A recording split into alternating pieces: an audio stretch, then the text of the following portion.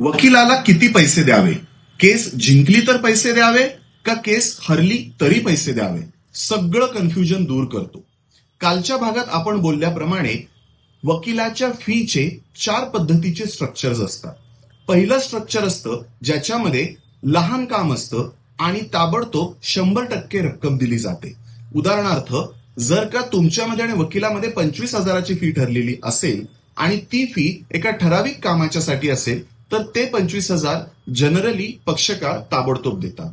जर फी मोठी असेल तर ती फी ही 2 विभागांमध्ये किंवा 3 विभागांमध्ये विभागली जाते.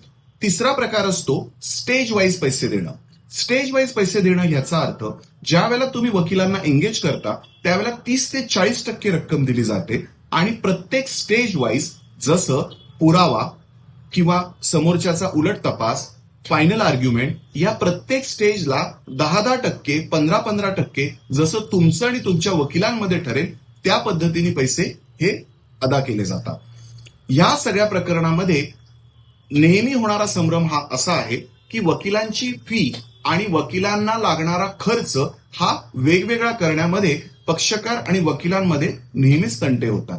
ज्या वेळेला एखादी सर्टिफाईड कॉपी काढायची असते ती तुम्ही त्या फी मध्येच इन्क्लूड करा अशा पद्धतीने पक्षकाराकडनं घोषा लावला जातो.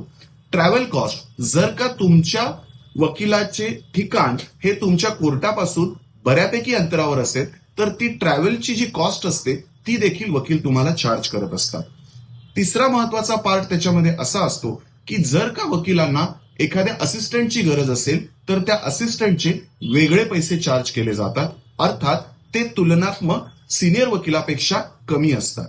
हे जे स्ट्रक्चर आहे कालच्या व्हिडिओत सांगितल्याप्रमाणे आणि आजच्या व्हिडिओमध्ये जे काही आपण चर्चा केलेली आहे हे दोनही स्ट्रक्चर हे तुम्ही लिखित स्वरूपामध्ये वकिलांबरोबर एका कागदावर मांडून घेणं गरजेचं आहे. दरवेळेला त्याचं कॉन्ट्रॅक्ट करण्याची गरज नाही, परंतु ज्या वेळेला तुमच्यामध्ये कोणत्याही पद्धतीचं वितुष्ट येईल किंवा गैरसमज होतील त्यावेळेला एक रूल बुक म्हणून हे तुम्हाला वापरता येईल. सगळ्यात महत्वाचा विषय असा की जे कबूल कराल ते ताबडतोब द्या, कारण समोरची व्यक्ती ही अर्थार्जनासाठी काम करत असते आणि ते त्यांच्या बुद्धीचा वापर करून तुम्हाला तुमचा नफा मिळवून देण्यासाठी किंवा मदत करण्यासाठीच तिथे उपलब्ध असतात. जर आजची टिप आवडली असेल तर शेअर करा, लाईक करायला विसरू नका. भेटूयात लवकरच अशा नवीन टिप्ससह. तोपर्यंत तुम्ही तुमची काळजी घ्या. थँक्यू.